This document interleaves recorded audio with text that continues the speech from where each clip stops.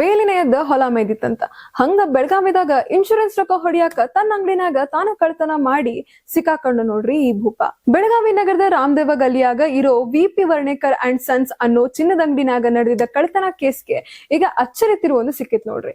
ಅಂಗಡಿ ಮಾಲೀಕ ಕೃಷ್ಣಾನಂದ ವರ್ಣೇಕರ್ ಅನ್ನೋ ಆಸಾಮಿ ಇನ್ಶೂರೆನ್ಸ್ ರೊಕ್ಕ ಹೊಡಿಯಾಕ ಮತ್ತ ಅಡ ಇಟ್ಟಿದ್ ಬಂಗಾರನ ಅಕ್ರಮವಾಗಿ ತನ್ನ ಹತ್ರನ ಉಳಿಸ್ಕೊಳಕ ಇಂಥದೊಂದು ನಾಟಕ ಆಡ್ಯಾನ ಅಂತ ಪೊಲೀಸರು ತನಿಖೆದಾಗ ಬಯಲಾಗೈತಿ.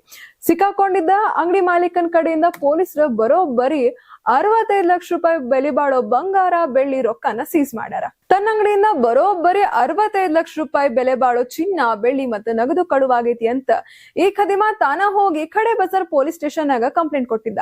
ಕೇಸ್ ದಾಖಲು ಮಾಡ್ಕೊಂಡ್ ಪೊಲೀಸರು ಡಾಗ್ ಸ್ಕ್ವಾಡ್ ಕರ್ಕೊಂಡ್ ಬಂದು ಪರಿಶೀಲನೆ ಮಾಡಿದಾಗ ಅಂಗಡಿ ಸಿಸಿಟಿವಿ ಚೆಕ್ ಮಾಡ್ಯಾರ.